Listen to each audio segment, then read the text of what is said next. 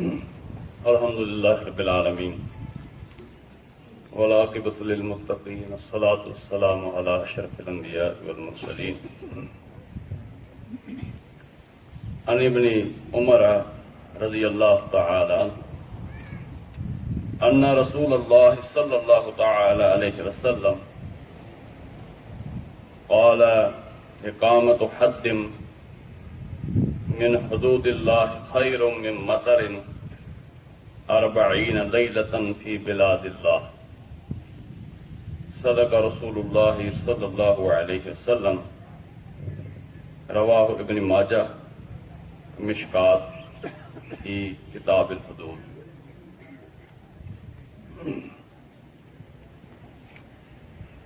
خواتین و حضرات، السلام علیکم ورحمۃ اللہ وبرکاتہ۔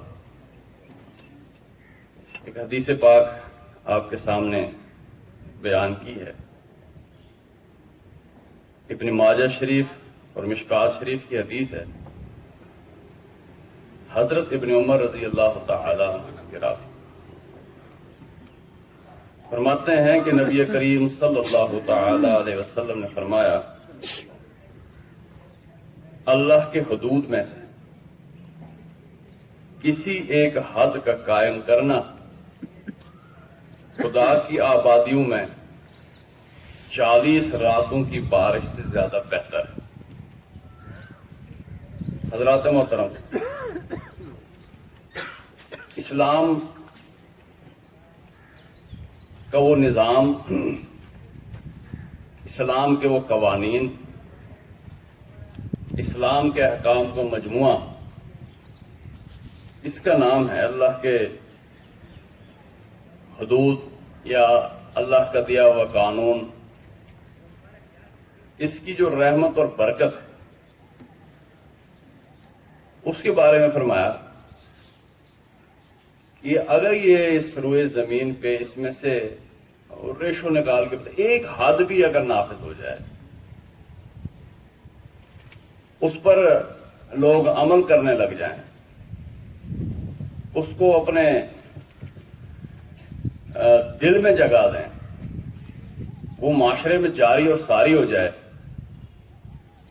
تو اس کی جو برکات ہیں کہ 40 راتوں کی بارش، اگر موسمی بارش ہو صحیح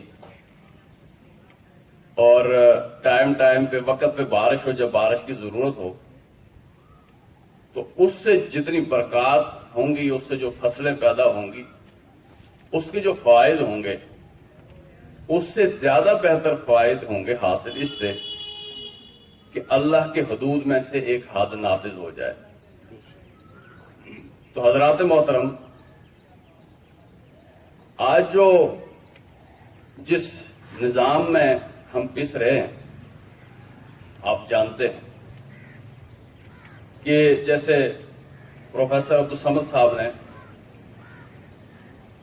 اپنے درس میں کہا تھا کہ اگر کوئی یہ سمجھے کہ اللہ کے قانون کو ایک طرف رکھا جائے اور اس کے علاوہ سے یہ چاہے کہ خوشحالی آ جائے، تبدیلی آ جائے، یہ ایسے ہی ہے کہ ایک بندہ آنکھیں بند کر کے کہے کہ مجھے سارا کچھ نظر آ رہا ہے۔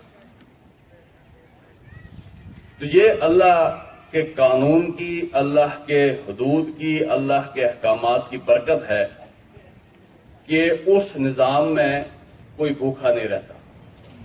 فرمایا اگر یہ اہل کتاب تورات اور انجیل کو قائم کر دیں، اس کو اپنے اندر جاری و ساری کر دیں، اور جو کچھ نبی پاک صلی اللہ علیہ وسلم پر نازل ہوا ہے اسے قائم کر دیں، لَأَكَلُوا مِنْ فَوْقِهِمْ وَمِنْ تَحْتِ أَرْجُلِهِمْ، زمین بھی ان کے لیے رزق اگل دے گی اور آسمان بھی ان کے لیے رزق اگل دے گا، تو کوئی غربت نہیں رہے گی۔ آج ہم دیکھتے ہیں کہ غربت میں ہمارا معاشرہ بہت زیادہ نیچے گرا ہو۔ حضرت عمر فاروق رضی اللہ تعالیٰ عنہ فرماتے تھے کہ اگر دریائے فرات کے کنارے ایک کتا بھی بھوک سے مر جائے تو اس کی پوچھ عمر سے ہوگی، لیکن انہیں یہ بھی اطمینان تھا کہ جو نظام اور جو قرآن ہمارے پاس ہے اس کی برکت سے ایسا ہونے نہیں لگا۔ اور انہوں نے ایسا ہونے نہیں دیا. تو آج جہاں کتا کیا، جہاں انسان اپنا پیٹ پالنے کے لیے، اپنی عزت نیلام کرنے کے لیے تیار ہوتا ہے، اور ایسے ہوتا ہے. جو مرضی کر لیں اللہ کی حدود، اللہ کے نظام کے علاوہ جو مرضی تبدیلی کر لیں، جس مرضی قسم کے حکامات اور قوانین لائیں، نافذ کریں، تبدیلی کریں، یہ نہیں ہو سکتا کہ غربت ختم ہو سکتی ہے جب تک سود موجود ہے، اور جب تک زکوٰۃ کا نظام نہیں آتا یہ ممکن نہیں ہے کہ غربت ختم ہو جائے، مہنگائی ختم ہو جائے، غریب رہیں نہ، یہ نہیں ہو سکتا. تو یہ حدود جو ہیں، اب سوچنے کی بات، قرآن کریم کی ایک آیت مبارکہ جس میں اللہ پاک نے کتب علیکم القصاص کہ اللہ نے تمہارے اوپر قصاص جو ہے وہ فرض کر دیا، اور پھر اس کی جو ہے وہ اللہ پاک نے تفصیل بتائی ہے، اور پھر بتایا ہے وَلَكُمْ فِي الْقِصَاصِ حَيَاتٌ يَا أُولِي الْأَلْبَابِ کہ اے لوگو، اے عقل والو، وَلَكُمْ فِي الْقِصَاصِ حَيَاتٌ، اس قصاص میں، اس بدلے میں، اس نظام میں تمہارے لیے زندگی ہے. یا اولی الالباب، اگر تمہارے اندر کوئی عقل ہے تو سمجھو کہ اس میں تمہارے لیے زندگی ہے. اور بظاہر نظر آتا ہے کہ اگر ایک بندہ قتل کرتا ہے تو اس کی سزا قتل ہے، باہر وہ مرد ہے، عورت ہے، غلام ہے، آزاد ہے، تو اگر اس نے قتل کیا کسی کو تو وہ قتل ہو جائے گا. اسی کے بارے میں فرمایا جا رہا ہے کہ وَلَكُمْ فِي الْقِصَاصِ حَيَاتٌ، اس میں زندگی ہے تمہارے لیے. گویا کہ معاشرے میں جب یہ حدود نافذ ہو جائیں، اللہ کے حدود جب نافذ ہو جائیں تو پھر امن بھی ملتا ہے اور غربت بھی نہیں رہتی، اللہ کے نظام کی برکت سے، اللہ کی حدود کی برکت سے. اب سورہ نور کی ایک آیت، الزانیۃ والزانی فاجلدوا کل واحد منہما مئۃ جلدہ، کہ اگر کوئی بدکاری کرتا ہے، خواہ مرد ہو خواہ عورت ہو، فاجلدوا کل واحد منہما مئۃ جلدہ، ان کو جو سزا ہوگی اللہ کی طرف سے، جو سزا ہے وہ 100 کوڑے. وَلَا تَأْخُذْكُمْ بِهِمَا رَأْفَةٌ فِي دِينِ اللَّهِ، اور اللہ کے اس حد کو نافذ کرنے میں تمہارے اندر کہیں ترس کا جذبہ پیدا نہ ہو جائے، تمہارے اندر کوئی ترس دامن گیر نہ ہو کہ اس اللہ کی حد میں کوئی کمی یا بیشی کرو. ان کنتم تؤمنون باللہ والیوم الآخر، اگر تمہارے اندر اللہ پر ایمان ہے اور آخرت پر ایمان ہے تو اس حد کو نافذ ہونا چاہیے.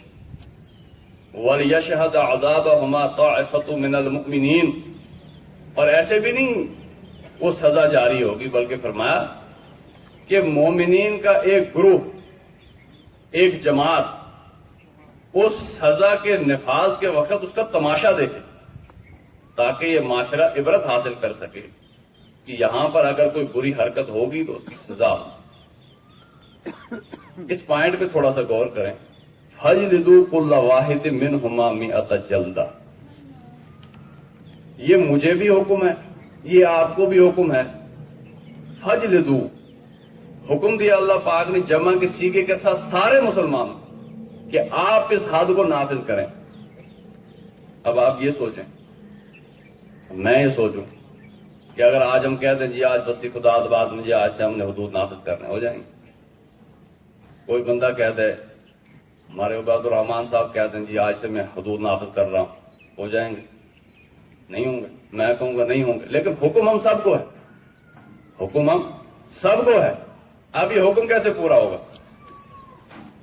یہ تو میرا جیسا کام عقل آدمی بھی سمجھ سکتا ہے کہ بھئی یہ حدود کا نافذ کرنا حکومت کا کام ہوتا ہے، اکیلے بندے کا الگ سے کام نہیں ہوتا، اور اس حکومت کو قائم کرنا ہم سب کا کام ہوتا ہے.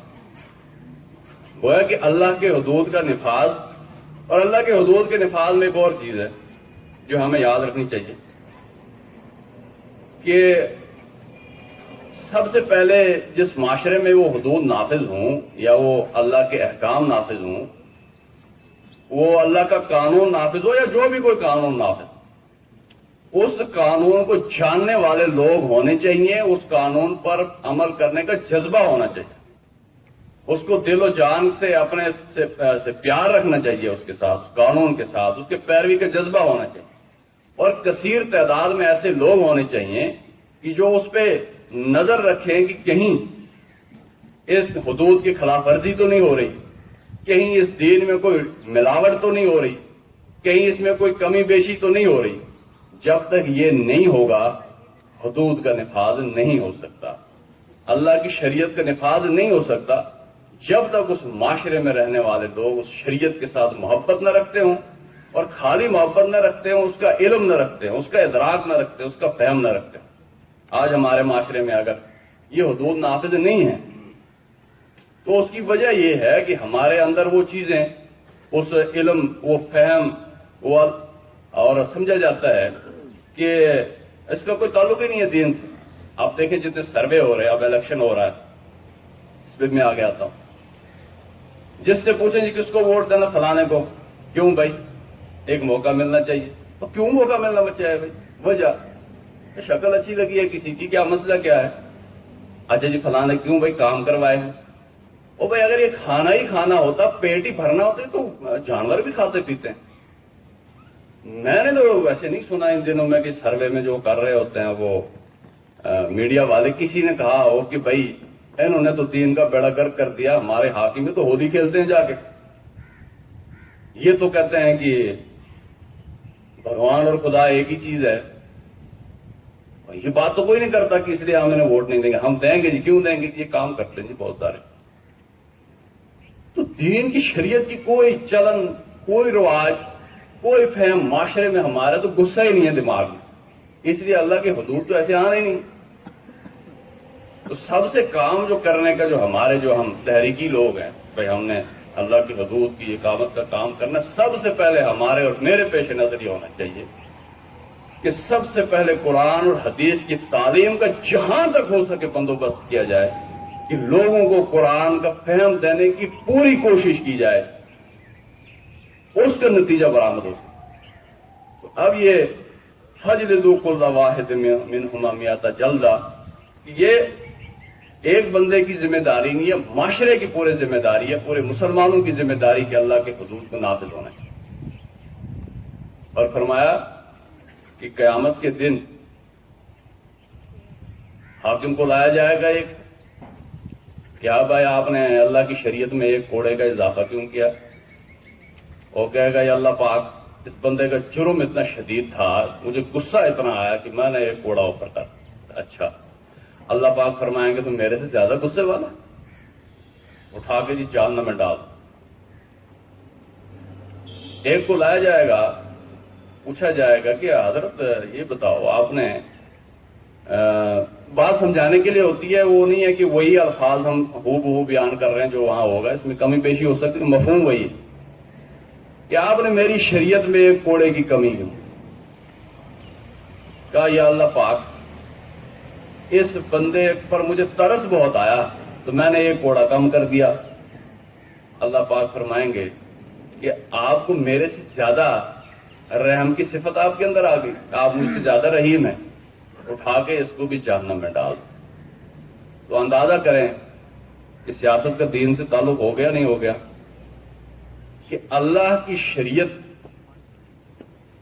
ایک کوڑے کا اضافہ یا ایک کوڑے کی کمی، یہ مسلمانوں کو اجازت، کسی حاکم کو، کسی عام بندے کی اجازت نہیں ہے اس میں کمی بیشی کرے، بلکہ اس کی رکھوالی کرنا جو ہے اس کی ذمہ داری۔ من وقر صاحب بدعۃ فقد اعان علی ہدم الاسلام۔ اسی لیے اسلام کا حکمران کوئی بیوقوف نہیں ہونا چاہیے، کوئی جاہل نہیں ہونا چاہیے، وہ ہونا چاہیے جس کے بارے میں قرآن نے فرمایا وَشَاوِرْهُمْ فِي الْأَمْرِ وَأَمْرُهُمْ شُورَى بَيْنَهُمْ، کہ اسلام کے جو اس کو حدود پہ قائم رکھنے کے 3-4 طریقے قرآن میں بتائے ہیں، اس کا پہلا یہ ہے کہ اہل علم بہت ہونے چاہیے، شریعت سے واقفیت ہونی چاہیے کہ جو عام قسم کے مسائل لوگوں کو سمجھا سکیں کہ شریعت کیا ہے۔ دوسرا وہ کہ ایسی عدالتیں ہونی چاہیے کہ جو فیصلے کریں۔ تیسرا ایسا بلند ترین ادارہ ہونا چاہیے کہ جہاں پر اجتہاد جہاں قوانین بنے، جہاں شریعت کے مزاج کو سامنے رکھا جائے، اللہ کے حدود کو، اس دائرے کو سامنے رکھ کے قانون سازی ہو، تو ہمارا وہ ادارہ جسے کہتے ہیں جب پارلیمنٹ بڑی سپریم ہے، تو ماشاءاللہ وہاں بڑے بڑے مجتہد بیٹھے ہیں کہ جنہوں نے دین کے مطابق قانون سازی کرنی، اندازہ کر۔ تو یہ حدود جو ہیں، فرمایا اس کی جو اسلامی ریاست کی بنیادی ذمہ داری ہے نا، وہ شریعت کی پاسداری اور اس کی حفاظت ہے۔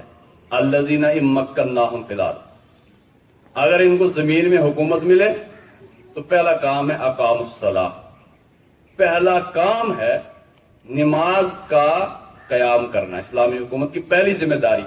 اور نبی پاک صلی اللہ علیہ وسلم نے فرمایا کہ تمہارے، وہ حدیث کا مفہوم ہے، مسلم شریف کی حدیث ہے کہ تمہارے بدترین حکمران وہ ہیں جو تمہیں برا بھلا کہیں، لان تان کریں، تم انہیں برا بھلا کہو، انہیں لان تان کرو اور وہ تمہیں لان تان کریں۔ اور تمہارے اچھے حکمران وہ ہیں کہ جو تمہارے ساتھ محبت رکھیں، تم ان سے محبت رکھو، تم انہیں دعائیں دیں، وہ تمہیں دعائیں دیں۔ تو صحابہ نے پوچھا یا رسول اللہ، جب یہ اتنے برے ہوں گے، اتنی صورتحال خراب ہو جائے گی، تو ہم کیا کریں؟ ہم ان کے خلاف اٹھ کھڑے نہ ہوں، طاقت کا استعمال نہ کریں؟ تو فرمایا جب تک تمہارے درمیان وہ نماز قائم کریں تب تک طاقت کا استعمال نہ کریں۔ اور نماز کا قیام ہے جی حکومتی سطح پہ نہیں ہے جی۔ تو پہلی ذمہ داری اقام الصلاۃ۔ اسی لیے میں نے کہا کہ ہمیں عوام کو پہلے یہ سمجھ آئے نا کہ شریعت ہے کیا چیز ہے اور اس کا نفع اور نقصان کیا ہے۔ وہ جو بت بنائے ہوئے ہیں انسانوں کی شکل میں، جو حقیقت میں انسانوں کے جو بت بنے ہیں، یہ ان بتوں سے زیادہ خطرناک ہے کہ جن کے پیچھے لوگ ایسے چمٹ گئے ہیں، مر گئے ہیں، کہ جو نبی پاک صلی اللہ علیہ وسلم کے ساتھ محبت ہونی چاہیے تھی، اس کے نظام کے ساتھ ہونی چاہیے، تو وہ عام لوگوں کے ساتھ ہے۔ وہ امر بالمعروف، اور تیسرا حکم ہے امر بالمعروف کرنا، ونہی عن المنکر، اور منکر سے روکنا۔ یعنی کہ نماز اور زکوٰۃ یہ بنیادی امتیاز ہیں، اس کے بعد امر بالمعروف نہی عن المنکر، کہ جتنی برائیاں ہیں جنہیں اسلام مٹانا چاہتا ہے، جو اسلامی ریاست کو ایک کافرانہ نظام سے ممتاز کرتی ہے، ممیز کرتی ہے، اس کی پہچان الگ ہے، وہ یہ ہے کہ جن برائیوں کا خاتمہ اللہ پاک اس زمین سے کرنا چاہتا ہے، ان کا خاتمہ اسلامی ریاست کرے، اور جن نیکیوں کو، جن بھلائیوں کو فروغ دینا مقصود ہے، اللہ کی رضا اس میں ہے، اللہ وہ چاہتا ہے، تو ان بھلائیوں کو فروغ دینا، ان نیکیوں کو فروغ دینا، ان کو معاشرے میں رواج دینا، یہ اسلامی ریاست کی بنیادی ذمہ داری کہ جو اسلامی ریاست کو کرنا چاہیے۔ یہ نہیں ہے روٹی دینا، کپڑا دینا، مکان دینا، وہ تو پھر باقی مخلوق بھی کھا رہی ہے، روٹی بھی گھاس جزارہ کو۔ تو انسان اور مسلمان کی جو پہچان الگ ہے وہ اسلام کی۔ اسی لیے یہ سخت ہمیں لگتی حدیثیں، یہ ایک حدیث پاک میں مسلم شریف کی حدیث ہے، اس کا مفہوم یہ ہے کہ ایک انسان اگر ایک جماعت سے مراد اسلامی ریاست سے، اسلامی نظام سے، اسلامی خلافت سے، اس کے احکامات سے، اس کی اطاعت سے ایک بالشت پر باہر نکلتا ہے، اس سے باہر نکلتا ہے، فرمایا کہ وہ جہنمی ہے۔ مسلم شریف میں حدیث ہے۔ صحابہ نے پوچھا یا رسول اللہ صلی اللہ تعالی علیہ وسلم، اگر وہ نماز اور روزہ رکھتا ہے پھر بھی جہنمی ہے؟ میں تیرا خاک آلود ہو، تیرا ناک، پھر بھی جہنمی ہے؟ کہ مطلب ہے کہ اگر ہم روزہ بھی رکھیں، نماز بھی پڑھیں، اور اس کے بعد باقی نیکیاں بھی کریں، لیکن ہمارے معاشرے میں شریعت کا نفاذ نہیں ہے، حدود کا نفاذ نہیں ہے، اور نہیں ہے، اور اس کے بعد پھر ہم اس کے لیے محنت اور کوشش بھی نہیں کرتے، تو ہمیں خیال کرنا چاہیے کہ ہمارا معاشرہ جنت کی طرف جا رہا ہے یا جہنم کی طرف جا رہا ہے۔ اسی لیے نبی پاک صلی اللہ علیہ وسلم نے فرمایا کہ ان قریب ایسے عمرہ آئیں گے کہ ظلم کریں گے، جھوٹ بولیں گے، اور جو ان کے جھوٹ کی تصدیق کرے گا، ان کے ظلم میں ساتھ دے گا، وہ مجھ سے نہیں ہے، میں ان سے نہیں۔ یہ آگے الیکشن آ رہے ہیں، اس میں ہم نے اس چیز کا خیال کرنا۔ امام حسین رضی اللہ تعالیٰ عنہ کو بھی تو یہی کہا تھا نا کہ تصدیق کریں میری حکومت کی، باہیں ٹھپے کے ذریعے، باہیں بات کے ذریعے، باہیں بیعت کے ذریعے، اور طریقہ تھا، آج یہ طریقہ۔ انہوں نے تو گردن کٹوا دی، شہادت پا لی، انہوں نے تو وہ پرچی نہیں دی، تو ہمیں اس چیز کا خیال کرنا چاہیے. اور فرمایا نہ وہ مجھ سے نہ میں ان سے، اور میرے پاس حوض پہ آ نہیں سکیں گے پانی پینے کے لیے. اور جس نے نبی پاک صلی اللہ علیہ وسلم کی حوض پہ جا کے پانی نہیں پیا اسے پیاس بھی نہیں بجھے گی. اور فرمایا کہ جس نے ان کی مخالفت کی ہے، ان کے ظلم میں ساتھ نہیں دیا، وہ میرے پاس جو ہے وہ حوض پہ آ سکیں گے پانی پینے.